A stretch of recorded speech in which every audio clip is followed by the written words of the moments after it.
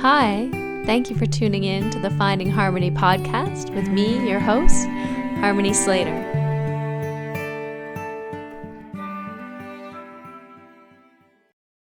Warning: the following program contains scenes with coarse language and nudity.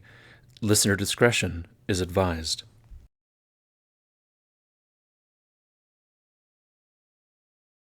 Hi, welcome to the Finding Harmony podcast. I'm your host, Harmony, and I'm here with Russell Case. Good morning, Harmony. Good morning. We have a very wonderful guest today, Jivana Heyman. Hello, Jivana. How are you? I'm good. How are you? Did you put an N at the end of his name?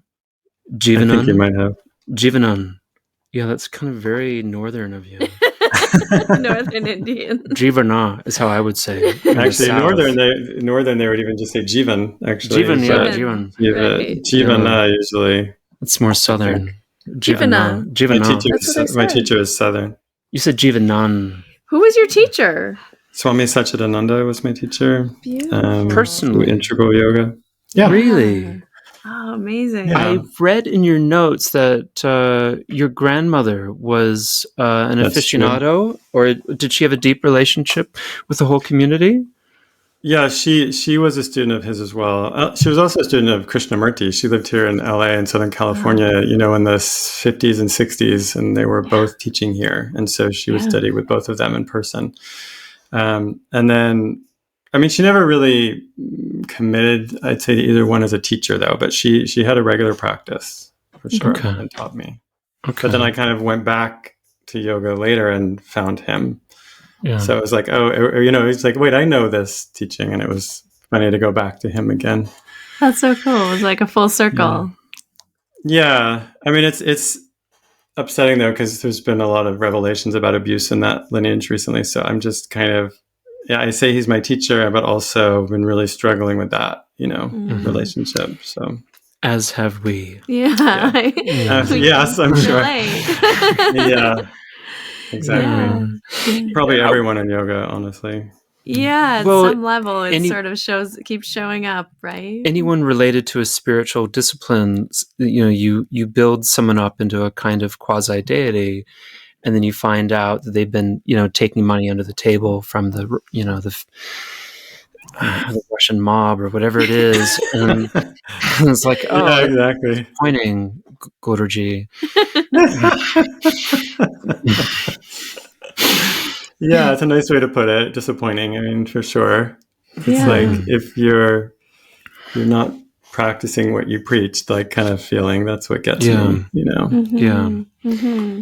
How did you enter? Your grandmother was she teaching you meditation practices or asana practices? She was never a formal teacher. She was a practitioner, but very devoted, and she would practice every day. And so when I was little, she would come and stay with us for months on end, and I would see her, standing on her head every morning. I would be like, what are you doing? Just so exciting to see that, and intrigued by her in general. She's an amazing person. And so I would go and sit with her, and then she would teach me some things. And I remember her teaching me alternate nostril breathing and meditation. Cool. And it was awesome. And then it was just like a part of her life as a practice. And she was just very interested in spirituality in general, Yeah. Wow. And it kind of sparked or kindled the interest in you.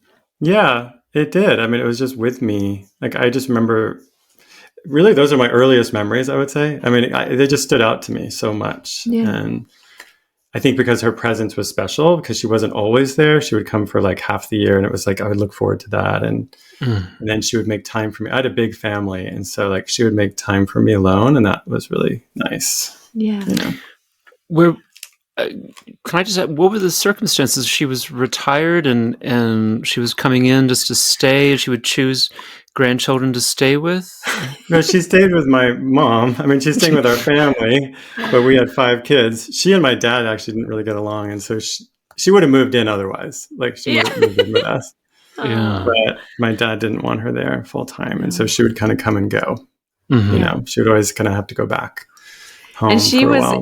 in Southern She California. was in Where Southern California. We were on the East Coast, and so she would Okay. kind of come back and forth. Oh, I see. Okay. And help my mom, because there's 5 kids and my mom. Yeah, it's a lot. And so she'd just be around to take care of us. Yeah. And my mom was overwhelmed with 5 kids. It's a lot for Mhm. everybody. Mhm. I have 2 and I can't handle them. So Exactly. can't imagine. I can imagine 5, it's just a lot. No. So my grandmother would come and help just for as long as I think she and my dad could deal with each other, and then she would leave. Just like, my time's up. What did your parents do? Were they also meditating? Were they teaching meditation at the? No, both of them got into it later, actually, but not when I was little. Yeah, it was funny. My dad was a photographer, like a photojournalist. Oh, cool. Okay. So he would be traveling a lot, and he worked for like, I don't know, Life magazine and like big, media stuff, and it was amazing. But he would be gone all the time, and my mom had been an actress, but then retired. Stopped acting and had 5 kids. Right. And That's take like care a of whole us. full-time job. Yeah. But later they both got into meditation, and my mom practiced yoga later, and it was great. Yeah. Oh. Wow. And so then what was your journey? I mean, you were young when you were, getting some instruction from your grandmother, but how did you meet Swami Satchidananda later? Well, like I was I have a that's going to walk us through getting us there. Yeah. Okay, fine.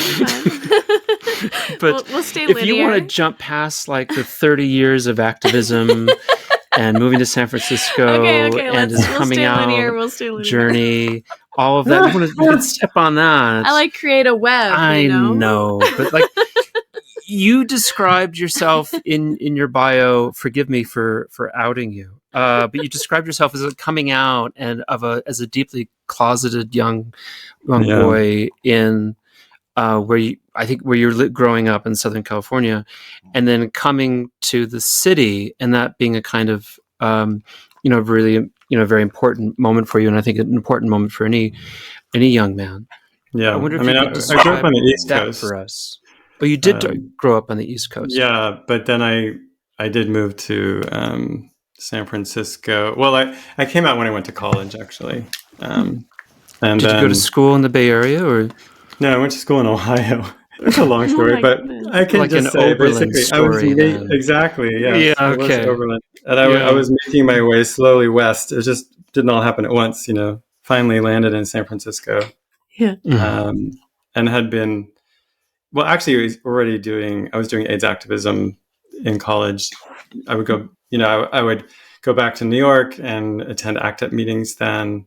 Because I came out right when I started college, and everyone at that time that I met, all the other gay men were either sick or dying of AIDS. I mean, it was just that moment where, like, my generation, I'm, how old am I now? I'm 55. And, like all the other men I was meeting that were just even slightly older than me were just really struggling. It was really happening. We have a shrine in our home to my yoga student and one of my closest friends, Frank Sclafani, who passed away from vascular disease. Actually had nothing to do with HIV/AIDS, but he moved to San Francisco in 1989 or 1979. Christ. And lived through the entire epidemic. And he, described to me how, it was something like 23,000 people died in the Bay Area, which, I was in New York when 9/11 happened and 2,000 people died, and everyone knew someone who died. Yeah. And he said to me, he's like, yeah, you go to like 40 funerals and you kind of start to get tired of it. Yeah. And I said, well, one, I want to know, like, how come you didn't get HIV/AIDS? And then two, like, what did you do? And he said, well, for me, what he did is I just spent every dime I had because I thought I was going to die. And then I woke up in the late 90s with no money and realizing I wasn't going to die. Because his way of having sex was oral sex, It's like, do you know that author Samuel Delany? Yes, I think He's I do. A BIPOC science fiction author, and as like James Baldwin said, if it wasn't bad enough, he was also gay. And he had famously said, like, yeah, I had sex. He's still alive. I had sex with like 50,000 men. Wow. It's like, well, how? During the 80s?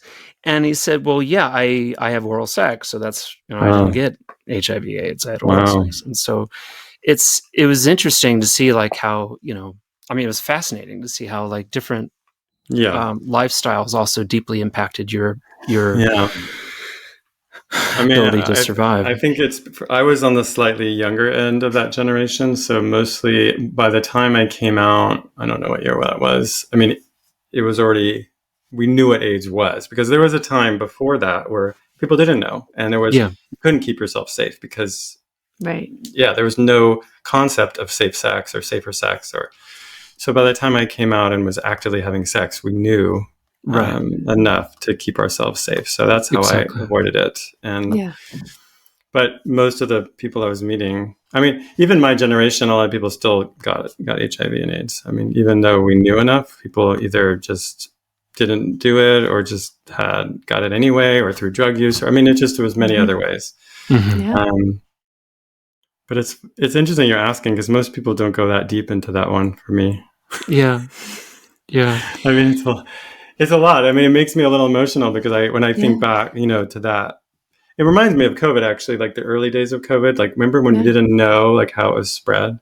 Right. And you washed your groceries when you got home. Exactly. And like, I think that early part of AIDS, those early years were rough, but pretty quickly there was some awareness. I mean, not that quickly, but a few years. And there was some awareness. Oh, okay. It was, transmitted certain ways. And so you could avoid it. And I was shy. I just was more just like, I had a college boyfriend, it took me a while to start getting really active in the community, but I also was naturally kind of wanting to be of service in the world. Like, I wanted to help. And when I saw, coming out, like this was going on in the community, I just got involved right away in activism. It's amazing. It is. I was going to say something about this. I wasn't sure if it was appropriate, because I mean, I had a family member and a very close friend die of COVID, and I was like, a part of you wonders, is this a bit like what it's like, being in the AIDS epidemic, where you just have people dying, not knowing why or how they're dying. Yeah, totally. I mean, that was how it was. Although I think what's different about COVID is that it seemed to affect more people more quickly. I mean, it's definitely, it definitely affected lower income people more, and people of color, COVID, for sure. And so has AIDS, actually, in the end. But those that first decade of AIDS was mostly gay men.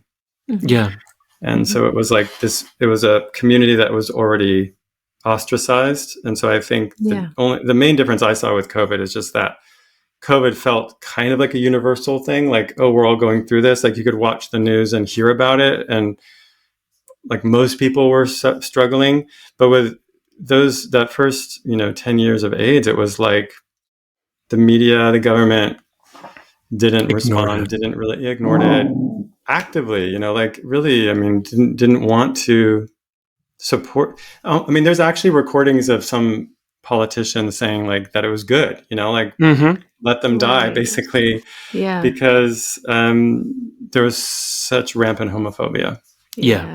It's evil.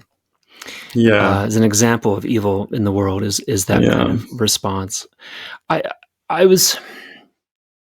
I lost my train of thought because my dog is being evil as well. But I was thinking about.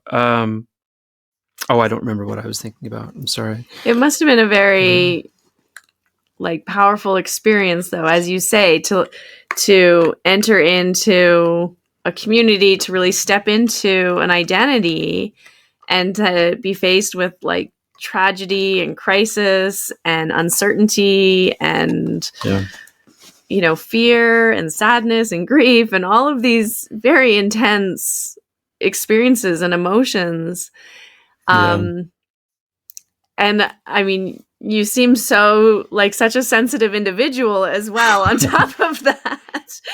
That it's so, I mean, it is beautiful that it like moved you into service, into feeling like, how can I help? How can I be of support? I mean, it feels very aligned with your heart and who you are as a human being. And so it's sort of uniquely fitted to you as well. Yeah, I mean, I am sensitive. I appreciate that. I mean, definitely. And I think yoga practices make you more so. I mean, that's the other thing. And I think a lot of people don't know about yoga. They think, oh, you're getting stronger, but actually you're getting more sensitive. Yeah. So I don't know. But that came a little later. But at first, it was just a lot of suffering. And also I was a teenager. And I think now that I have 2 kids, well, one is in his 20s already, but I see how emotional they are and sensitive in a way to certain things.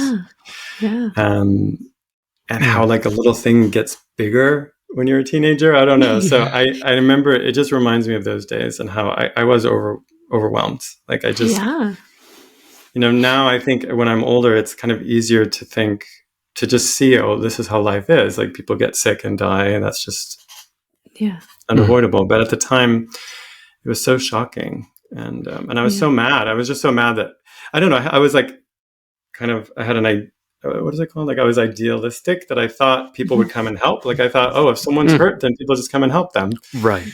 Like I guess I was spoiled or something with that upbringing. And then to experience the opposite of people actually actively ignoring you and the suffering of people that you care about, it just, it blew my mind. And so it made me mad, actually. And like anger was a lot of the response. And surprisingly, like I'm not really an angry person, but it was just like infuriating to see a lack of care that was happening in those days. And so I think if you look back at, the history of the AIDS epidemic, it was the activists that really made a difference speaking out. And I was really more of a student of theirs. Like I was learning from, when I was a teenager. So I was like watching these kind of older adults who were probably 22. I don't know what, but, they seemed older. And I was just kind of following along, and they were, trying to see how do you do it. And so I learned a lot about activism, actually. Amazing. You mentioned that you could almost describe anger as a kind of motif in your story, where your relationship with your friendship and relationship to a young man who is dying of the result of HIV/AIDS, and your friend John, who I think you were sort of nursing in a hospital in context. In a hospice, yeah. And in a hospice. Story, yeah. And then also kind of coming to an understanding about your role anger was playing as an activist, and your kind of understanding of the dynamic of anger in activism and counter activism. Could you talk about that at all? It was so really beautifully put when you wrote about it. Yeah, I mean, I can't remember what I wrote, but I would say that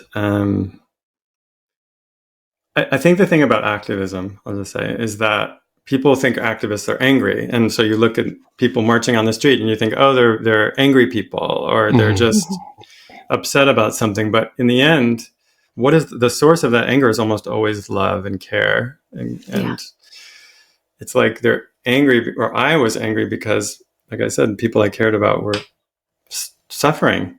Yeah. And I was suffering. And I just thought there should be someone come and help us, like pay attention. And so the anger was in a way necessary. I think there's like this, especially in contemporary spiritual circles, it feels like anger is a bad thing. But I feel like it's often an essential component to not only activism, but social change in general and politics.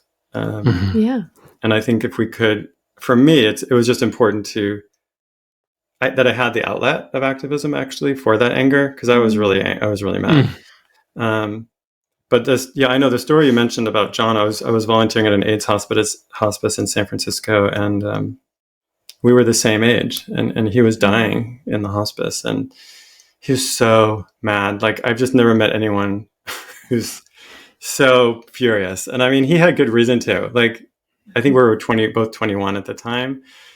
And I was coming in as a volunteer, and here he was literally dying, and he was just so pissed off. He was mad. He wouldn't let anyone else in his room, actually.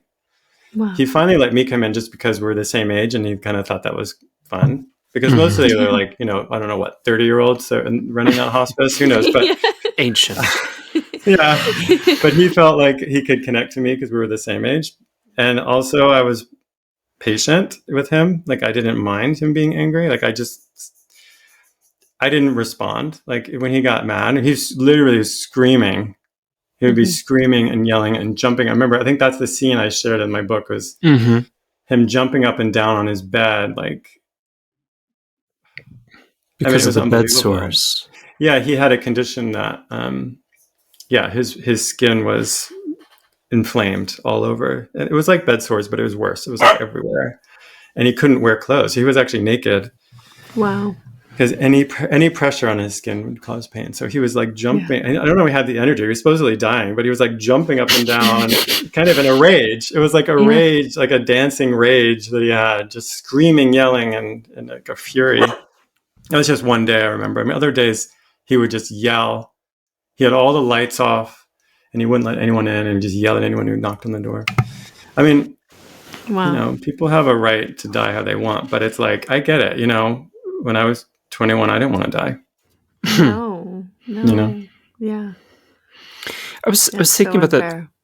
I throughout my youth, my mother is historically foul-tempered, and we just spent the weekend with her. I hope she's listening. She does, and she. I'd always sort of seen my mom quite obviously use anger as a tool, and so she would famously scare shopkeepers and waitresses and all sorts of people. Like, I remember one person in a laundromat hiding, like it was their laundromat, and they were hiding from her in a closet.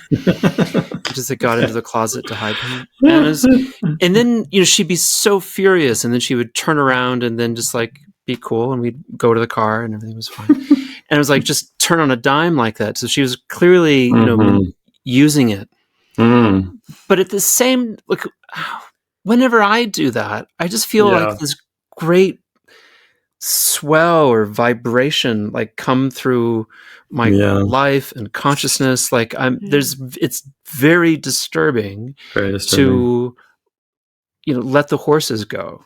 Yeah. And I think maybe I'm too sensitive for it. I don't know, but it's really me too. like, I mean, that's exactly, you just said it so well. Like, and that's why I got into yoga again, because literally I was doing that activism and it was just burning me out. Like, I was just, it was making me sick. I think just being angry and then, getting into a lot of trouble, getting arrested over and over again, basically. Yeah. It was just, I was putting myself into really dangerous situations, and not taking care of myself at all. You described handcuffing yourself in a subway. Yeah. Oh my God. To the subway train. Yeah. Yeah. That was a highlight. Yeah. So, and that's, I feel like that's so much, even today, in what you're doing and offering, and with this service, I think a lot of people feel this, and yoga teachers, therapists, like that, what is it, compassion fatigue, or just like feeling burnt out from giving so much and offering so much. And it's so important to have your own practices or space and time to refill the well. Totally. And I had kind of just stopped. Like, I didn't know how. I had yoga in the back of my mind, but I wasn't practicing. And it was just, I was definitely getting burned out. Yeah. For sure. And, and I remember, I don't know if I described this in the book. I described it somewhere, where I was at one demonstration, and I remember so clearly seeing these two men on either sides. It was a demonstration where there was like another side. There was like a conservative Christian group that had come to San Francisco and was protesting, and then there was like the gay and AIDS activists that were counter protesting, and But at the very front, there was two men screaming at each other across the barricade. And both of them were just like bright red face, screaming at each other. And for a moment I was like, wait a minute, they're both doing the same thing. Like they're just yelling at each other. Like, what are we doing here? And it just was like, okay, I'm done with this. Like this is not where I need to be anymore. You said they were the same person at that point. In that moment, moment, they were just being the same. It's like they were screaming at each other, but they actually looked alike. It was so weird. It was like, oh wow, you're like doing the same thing. You're just screaming at each other. Yeah. And I mean, I love activism and I love activists and I will support them always. But there's also other ways, and I think both are important. So it's like activism is great, but there's other forms of service too. And so I just realized for me that I was done. Like I was done with the street demonstrating and I need to go do something else. And I literally just walked away. I was like, that's it. I'm done. Wow. Yeah. Wow. I remember, I think I was in Texas in 1998 and George Bush was still governor. And he just signed a bill legalizing the adoption of children by gay people in Texas. And I called all of my friends and we got together and we joined a march that was happening in Austin. And so, I think there was like maybe 8,000 of us. We marched down Austin towards the Capitol. We got to the Capitol building and there was a counter demonstration of clearly like very, very frustrated and upset cowboys who were on the fences yelling at us, like all kinds of slurs and things. Exactly. And, very upset. And I remember looking at them and thinking, these are the gayest people here.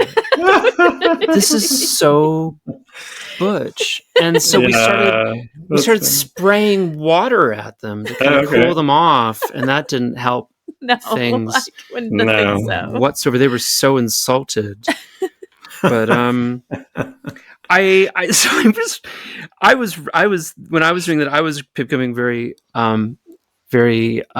much more invested in yoga myself and getting more involved. And I think Harmony was very much at the same time. We're both getting into yoga at the same time in the 90s. And it was a kind of a very different experience then that wasn't about, participating in a chic thing, but it was like it was a punk thing that was much more about dealing with pain than it was about achievement. And I wonder if you could talk about that, because I think for people like us, or people, especially for someone with your perspective, you can see how yoga was approached from a different generation than the way that maybe that yoga, the gateway to yoga now is Instagram, which is a very different way of getting into yoga than when we were kids. Yoga clothes even existed. No, we didn't have yoga clothes. We had underwear. Right. We had like tank tops and t-shirts. Maybe stretchy pants. Like in my tradition, we wore all white actually, and so we had weird like cotton white clothes that we have to find, like scrubs and stuff. We'd have to find. Right. Yeah. It was actually in 1990 that I found a teacher. Her name is Kazuko Onodera. She was a student of Swami Satchidananda, and she kind of took me under her wing and helped me, which is exactly what I needed. Like I needed kind of like a mother figure or someone to just like help me like get my life back together. And so she kind of, what she did is she showed me that yoga is a lifestyle, a way of being in the world, more than lifestyle even. It's just a way of being. And she was like, we would garden together, we would cook together. The yoga part, whatever that was, the asana class or whatever, the meditations was just one small piece of what I think she was teaching me. And so I kind of just spent a lot of time with her. And that was the most important like healing moment for me, was just finding like how to be in the world again. Like literally like being back in a garden and then learning to cook. Like it was just like starting over. I mean, she was really starting over with me, and that was amazing. And I remember when I first went to her, she had a picture of Swami Satchidananda on the wall, and I was like, oh, I remember him, because my grandmother, had pictures of him too, and I was just like, so that felt like there was that connection, which was nice. And then she took me to meet Swami Satchidananda, and I got to spend time with him. But she was really kind of my main teacher in terms of like just teaching me what yoga is and how to actually practice and change and start taking care of myself, actually. And that was even during the activism. It was still going on for a while. And then her voice took over, and I started to say, oh, I need to do this. And then she was trying to train me to be a yoga teacher. She was trying to train you. Trying to. Yeah, and I was resisting because I'm very shy, even though I know I sound like I was, angry and marching in the street. I'm very shy. And like the idea of public speaking was just horrifying to me. Right. Absolutely horrifying. But then through her and my friend Kurt, who I mentioned in the book, who died of AIDS, he was like my best friend.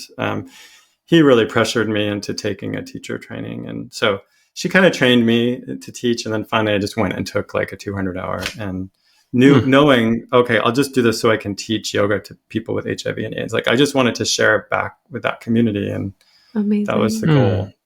That got me over that kind of hurdle of shyness.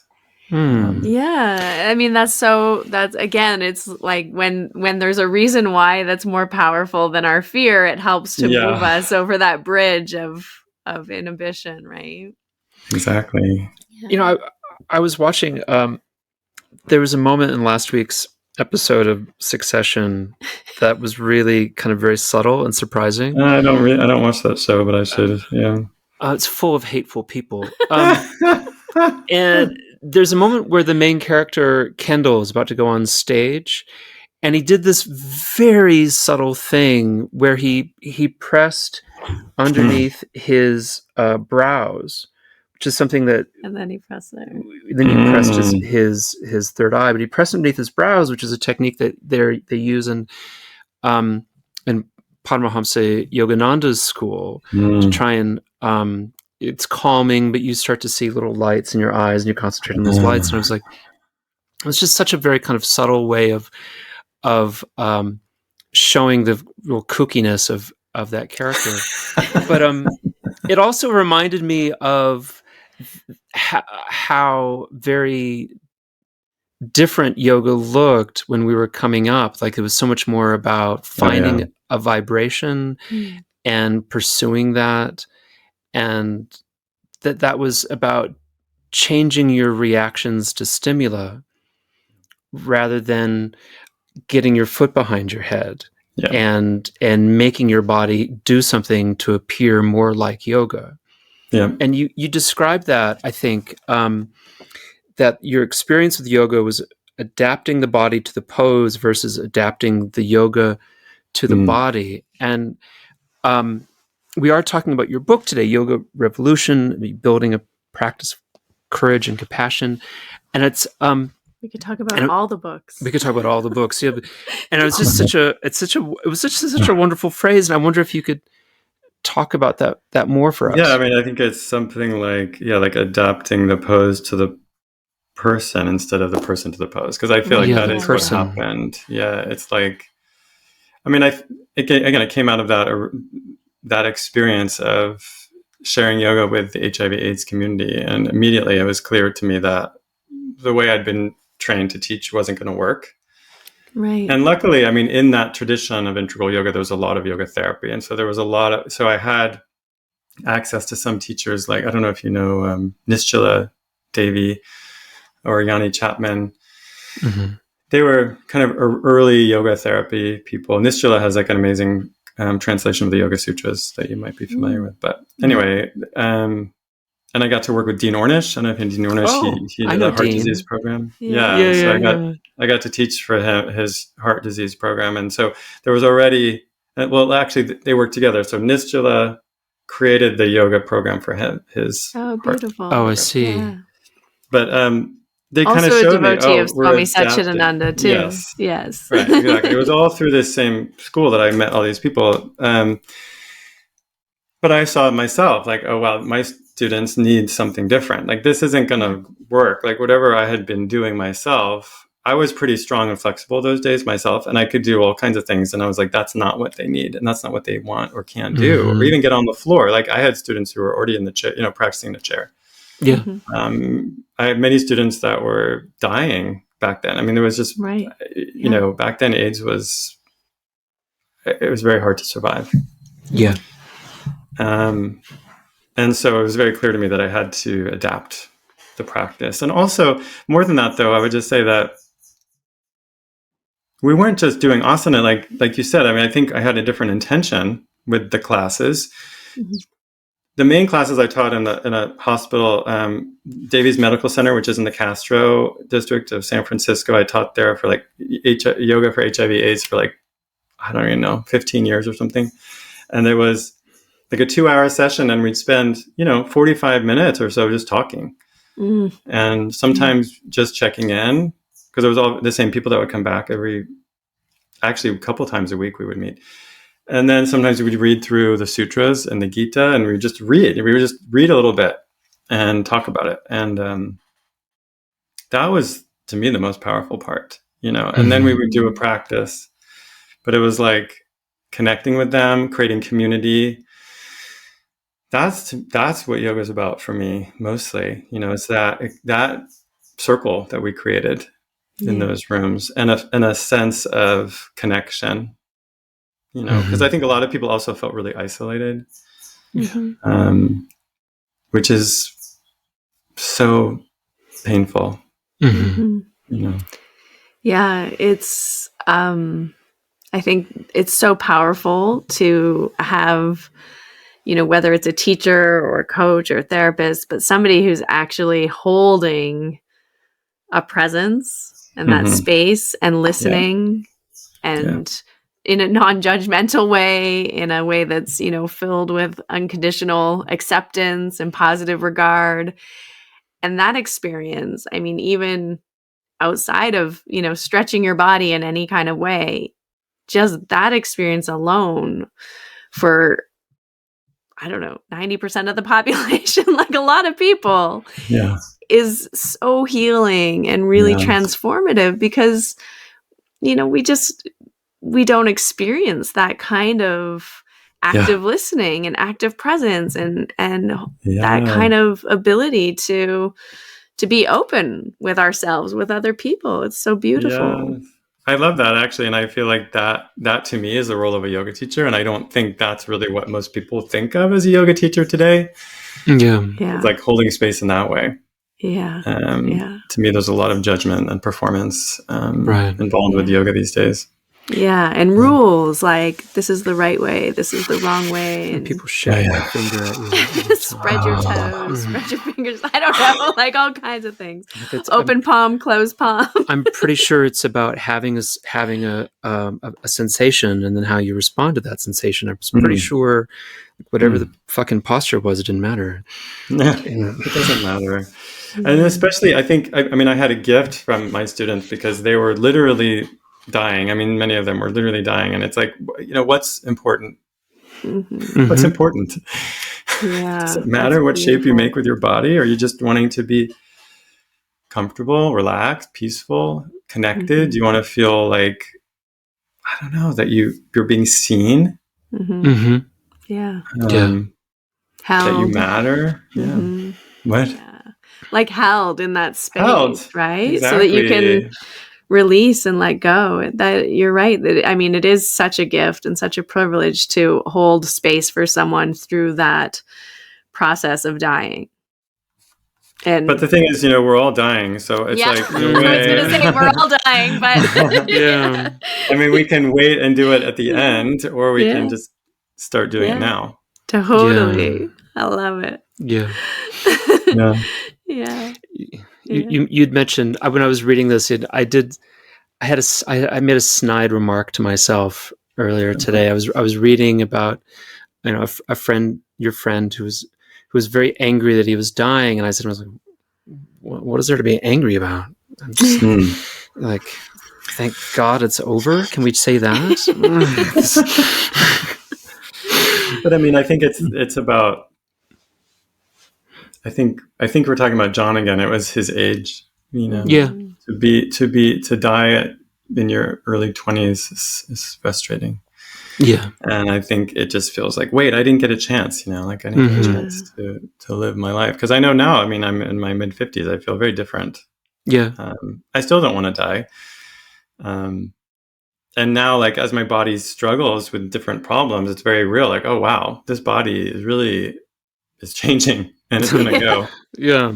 It's no longer quite that's as scary useful. too. I mean, death is always scary. I think it is always scary. Yeah. Yeah. Right. I mean, even what is it? That sutra, like the fear of death exists even in the wise. I mean, it's just like, it's our fifth obstacle. Yeah. I know. My mom said something to me about that recently. And it's like, well, it's not just that you're dead and you don't know what's going to happen. It's like, you've got all of these friendships and loved ones and people that you really, really adore. And, barring some kind of fanciful notion of heaven, like those are all gone. Yeah. And then if you reincarnate into, somebody in Argentina, then you're not going to remember all of your friendships. Right. It's like, those are gone. That's something to be scared about. It's like, yeah, Mom, but kind of, I don't know. It's kind of seductive. I feel it. It's interesting because my grandmother's still alive and she's 94. Wow. And she's, I mean, outside of her immediate family, she's outlived everyone she knows. Outside of her children and her grandchildren. Yeah. And it's something that she often kind of contemplates. And I think she feels very alone in the world. And it's kind of a fascinating experience to witness. Yeah. Wow. It sounds like true Kaivalya. Yeah. I mean, it is kind of amazing. I think to be at that place and to be at peace with it is pretty incredible. I don't know though. It's funny. I'm giving a talk tomorrow about death. So it's really great that we're talking about this, but I've been thinking about how the yoga teachings on death are so different than the way that yoga is being taught and the way we relate to death in the West, and just how, it's so obvious, but there's emphasis on the body, and on health even. So this idea of healing and health as part of yoga is interesting to me. If you look at the actual teachings, I mean, it's not, I don't think, what they're talking about. They're talking about connecting with the immortal spirit and not identifying with the body at all. And so healing and health are not really, because they're the influencers are talking about maximum performance of the body, which is a very different notion of santosha. Yeah. Like, what the fuck? Yeah, santosha. There you go. Yeah, I mean, it's nice to be healthy because it can feel like you have less suffering, and I think that's where people go right now. I think we're focused on yoga as reducing suffering, which is part of the practice. But I think we're missing the answer, which is that the way you avoid suffering is by stopping identifying with the limited body and mind, which is very hard to do. And I'm not saying I'm there, but I'm saying it's very clear that that's the goal. If you look at anything, the sutras, the Gita, the Upanishads, like there's definitely the clear message, right, of identify with spirit, not with body and mind. And yet that's what's happening over and over again in practice these days. It feels like we're just identifying more strongly with this limited body. Yeah, I agree. I'm so happy you brought this up because it's something that I don't think people are really talking about or exploring much because of this, this emphasis that to be healthy, you look a certain way and your body does certain things. You have a particular blood pressure. Yeah. Or, or you can do really, great things and you need to like run 2 miles a day and, do the breath work and eat the green food. And that's all about achievement. Yeah. It's about, I mean, it's like a status thing. Yeah. Rather than a yoga thing, which, as you're saying, is actually about experiencing suffering or experiencing the thing you don't want and maintaining the equanimity of the mind through the experience. Yeah. Right. And so it's interesting because, like, I think you're right. As you age, I mean, eventually you're gonna come face to face with it. And someone, said to me recently, like, because I get overwhelmed with thoughts of death on a regular basis, on a daily basis. Let's be real.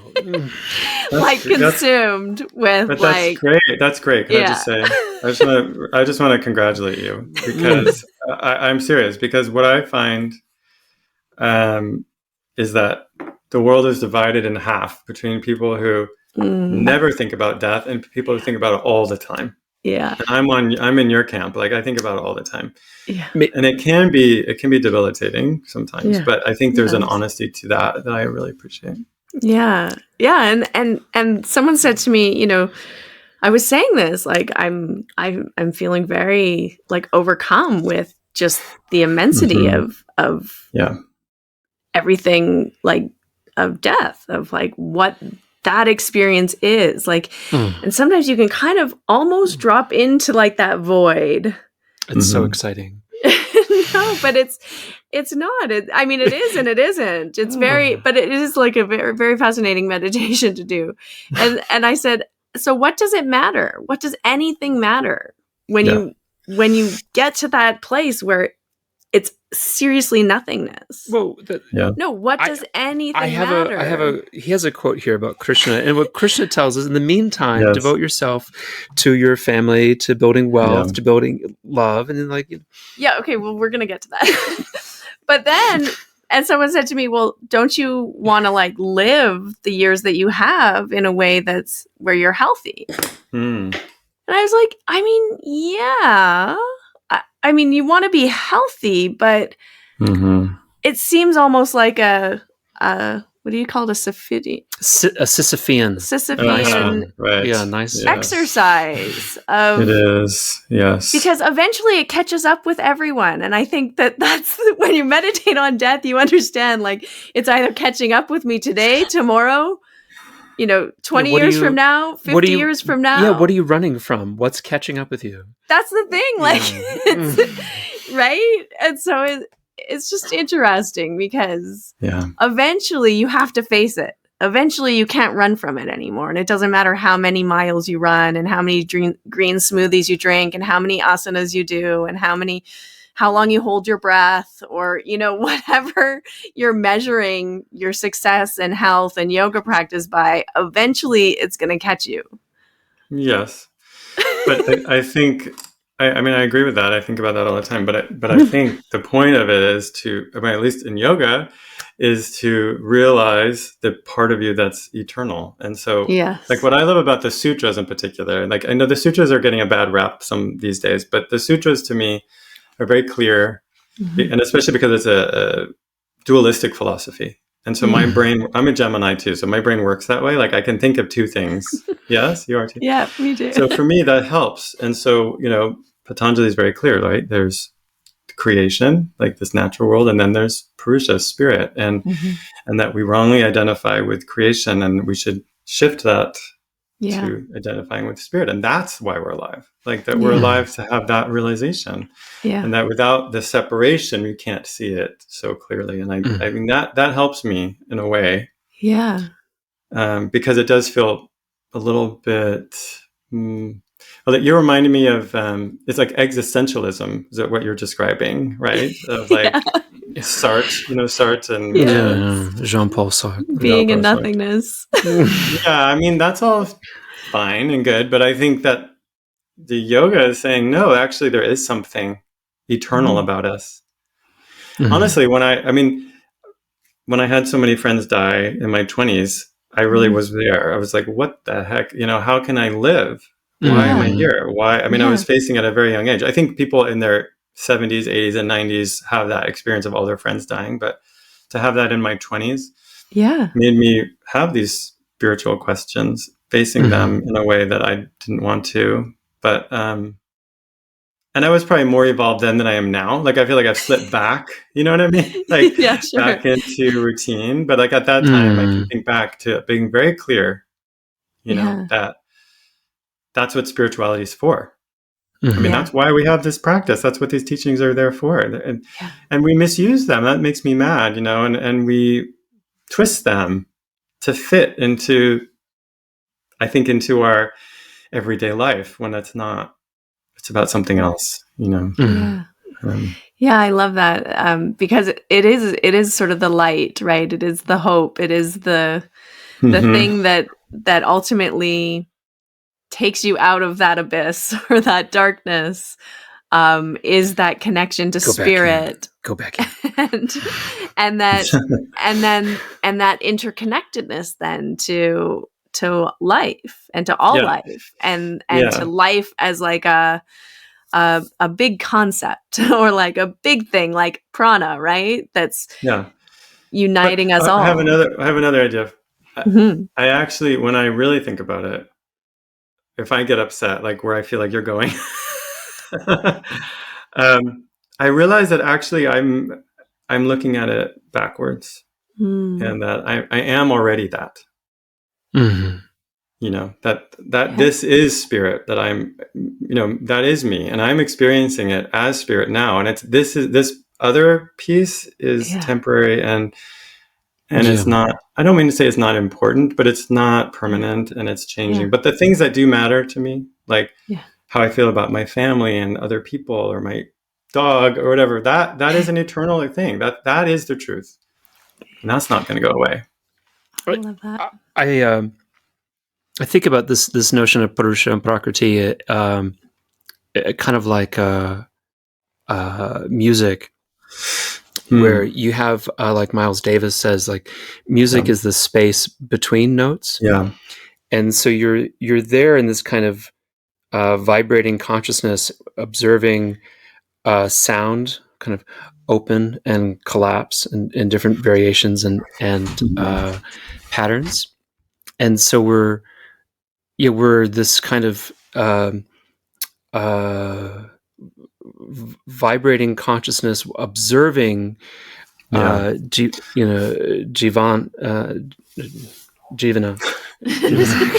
observing Jivana manifest. And then which one of us is observing it? And we're watching, Harmony manifest. We're watching, Russell manifest, and then it opens it as a note, and so it's an opening and then a closing, and then we're just that's us is the observing. Yeah. I sometimes ask people, and maybe it's in my book, I think it's in Yoga Revolution, I have a little practice where I guide people through just to think of some early memory of themselves, and picture yourself back then, like as a young child, as far back as you can go, and think about what part of yourself is the same and what part of you is changed from now, and how you can even go back through your life, like thinking at different times, and think like, who was there, like which part of you was there that whole time, like the you was there, right? Like you were there, but your body and your mind were different. Completely. Yeah, completely but there was still different. a part of you that was, and that's that part that's eternal and unchanging for me. That's the piece that is like a through line that I trust will continue. I mean, that's what we're told. I love that you had, I mean, in a way it's that circle again. You started your journey like looking at death, and then moving into life, and still coming back to the death, and it's just a beautiful. I think when you approach yoga from that perspective of so much loss and suffering, and you really have done that meditation on the impermanence of things. Yeah, I was forced to. Yeah. I didn't want to. The practice shows up very differently, and the use of the practice even is different. But it's also very apparent right now. If we are the consciousness inside of the vibrating Purusha inside of the three of us, then we're observing the three of us exist, and one of us will live longer than the others, but we're still, still that same consciousness. So you're observing it right now, this promise of life after death. You're observing it right now. Mm-hmm. The awareness. Yeah. If we have the consciousness that is our children, we are that consciousness. So you can see it. Yeah. Trust it. So what happened? I think in 2015, is that when you started accessible yoga? Kind of. I mean, I think around 2007, I started around 2007, I noticed that a lot of my students, people with disabilities weren't becoming teachers because I was running a teacher training and they wouldn't come to that. Right. Yeah. So I started an accessible yoga 200-hour training to train people with disabilities to be yoga teachers. Yeah. Because I could just feel like how yoga was changing by then, right? It's like people were feeling excluded. They felt like they didn't fit the image that they had in their minds of what a yoga teacher was, which was unfortunate because many of them were very, very experienced. Yeah. And then later, around 2015, we had our first conference. How cool. To bring people together. Yeah. Yeah. And so have you trained teachers all over the country now? Yeah, pretty much. I mean, that was what I was doing. And before COVID, in person, I would travel all over the world, actually, which was amazing. Yeah. Amazing gift. And I would do an accessible yoga training. It was like a weekend program, which is how everything kind of evolved into. Like I tried to kind of put it all into something easy and accessible. Yeah. And I would travel and teach that. And that was awesome. And I had a group of other people doing it too. I would say we do about 40 trainings a year around the world. Wow. And then with COVID, we moved online, but now it's great because I feel like I can reach a lot of people that way. Like I can teach online and it's actually more accessible, right? People can You took accessible yoga and made it more accessible. Exactly. I had no idea. I wasn't into online teaching before that, but now it's just, I love it. I think it just works for people's lives better. It's less expensive. They don't have to travel. It's just, it's right awesome in a way. Yeah. It's interesting, fascinating. I was thinking about earlier in our conversation about an article that Dan Savage wrote about the end of the AIDS crisis and the end of the AIDS epidemic, which kind of hit a lot of people in the guts because we have to be attuned to it. It's a crisis. We have to kind of pay attention to it. And he was saying, look, this is becoming a disease for poor people. Mm-hmm. And that was quite an incredibly shocking thing to say. And yet what it does, I think, is underline the inequity of wealth. And it underlines the inequity of privilege and access. And I think there's something to what you're doing that I think is really critical, is that we have to continuously stress that that's the issue. Mm-hmm. Yeah. I mean, not only with AIDS, but with everything. Yeah. Everything. I think that's the point of accessible yoga, really, is to try to look at what are the obstacles to accessing this practice, which are very much similar to obstacles for accessing healthcare or basic human rights. Or, I mean, it's like, it's almost always the same story, which is that people who don't have money, who have marginalized identities because of race, gender, sexuality, immigration status, disability, body size, it's like for any of those reasons and multiple reasons of them, like you can have multiple intersections of those identities. It can make it harder to do all those things, to have access to a practice like yoga, which is so powerful and healing in so many ways, and harder to access everything. I mean, it's just frustrating to me. And I feel like that's what accessible yoga is trying to talk about is what are the obstacles right now to yoga in particular, which is really just a small piece, right, of the world. It's like, I can't take on all the world stuff, but we can look within the yoga community and see how are we replicating the systems of oppression that exist out there within the yoga community. Yeah, I love that. Can you say more about that? You have a wonderful quote. Oh, quote. I'm not trying to revolutionize yoga. Yoga is fine. What I'm saying is that yoga is revolutionary. Yep. I love that. And so how can we do yoga in a revolutionary way? I mean, I think we were talking about it already. It's revolutionary in terms of the way we perceive ourselves and who we are. Like if we're stuck in our minds and ego, we live in a certain way, in kind of a selfish way where we don't think of others. I think it's just human nature takes over. And you build a world built on capitalism where you have to just get as much as you can for yourself and you don't care about your neighbor. And there's a lot of selfishness there. Or you can realize that yoga is a spiritual teaching that asks us who we are and what is our relationship to other people. It forces us to reflect first on ourselves. So it changes our inner landscape and the way we think of who we are, the way we think of ourselves. But that in turn changes the way we act in the world. Because I think if we see the connections that we share with other people, we act differently. Yeah. So I think it's both inner and outer.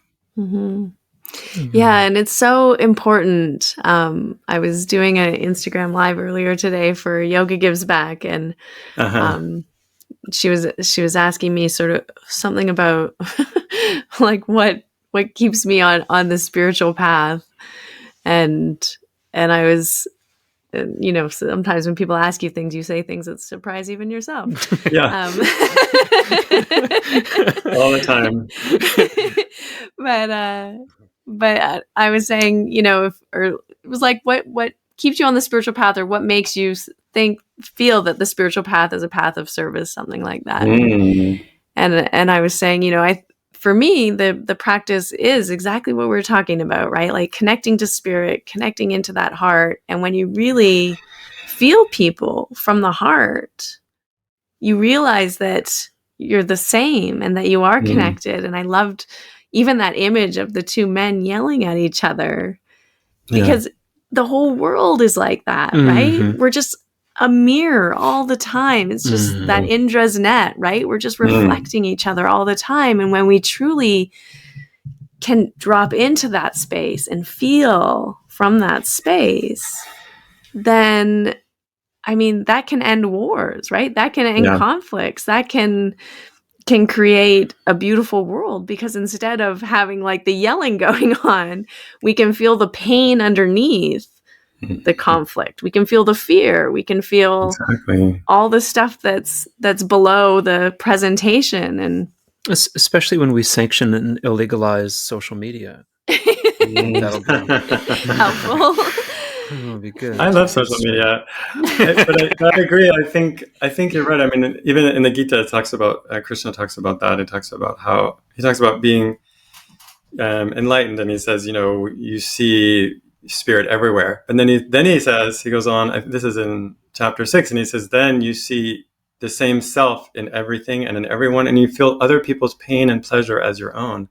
That's like the higher level, right? Like, and then to feel other people's pain and pleasure as your own. And I was like, wow, first of all, I don't want that, but I just feel like, can you imagine? Like, it's not only just to be enlightened, but then to realize that you can feel what other people feel. It's like such a high level of selflessness to just realize that, you're not coming from a place of lack of what do I get all the time. And so I think the message that you said about service is essential, and that will transform the world. Honestly, that's why I say yoga is, that's the point of Yoga Revolution, that book. And yoga is revolutionary because of that point alone, just that we are connected, and if we see that, then we act differently. Not just see it, but like experience it too, right? Like we have to taste the nectar. We have to taste the reality of it. Right. And I worry, it's like, I think a lot of people do. I think a lot of, that's why people come to yoga, I really think. Sure, there's the physical piece that we're pushing a lot these days, but I think most people who are dedicated to their yoga practice have a taste of that. but I don't know if they know what to do with it. Like, I feel like sometimes that what you're tasting is like a lot of energy. Yeah. Right. You're building up energy in prana. And I think, how do you then use that prana? Because if that prana is just, if there's no context of like the ethical teachings of yoga, then I think it can also cause more harm than all that extra energy you're building. Right. And that's like all the teachers that end up being abusive, right? They've lost the ethical structure. And so they've just, that energy has built, and it actually is just allowing their ego and their mind to get bigger and be dangerous. So it's like, I think there's a step missing, not just now, but I think in the modern age of yoga, of this emphasis on ethical practice, and that it's not just about having more energy and more prana and even more peace. It's actually, what do you do with that? That is essential, or you'll do more harm. Yeah. And that's 100%. Your interaction with the other, which is every single person and being. Yeah. True. And you can cause a lot of harm. Well, thank you so much. I don't want to take up too much of your time. You're a very busy, active activist. And, and when Harmony presented your bio to me and your work, this was very exciting. I say, this is who we're interviewing today. It's like, oh, fantastic. This is really, I have my homework to do. And I just want to say thank you for taking your valuable time and offering it to us and our audience. It means a lot to us, and it's we're very grateful. So people can find you at the Accessible Yoga Association, and they can read your books. You can read my books, Accessible Yoga and Yoga Revolution. And Accessible Yoga Association is a nonprofit, and so we'd love for people to find out about what we're doing and join us. We need support, so please, accessibleyoga.org is great. And I have an Accessible Yoga School, which is online training. And I am on social media. Accessible Yoga podcast as well.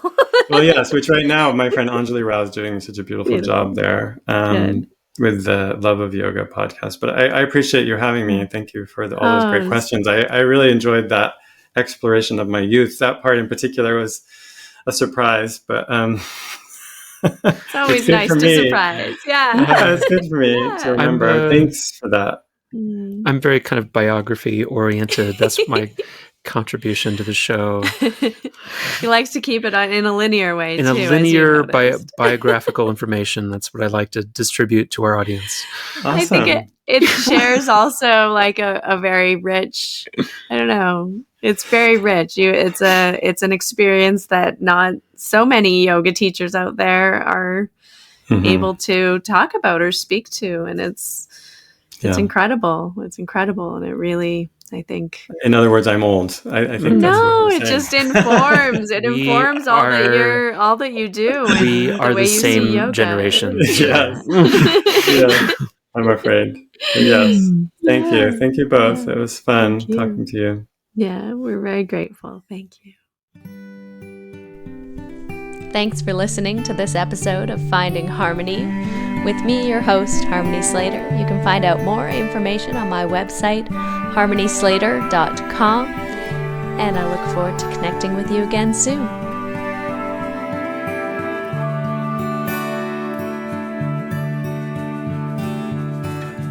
Standing in eternity's shadow, watching the breaking waves, there's a heart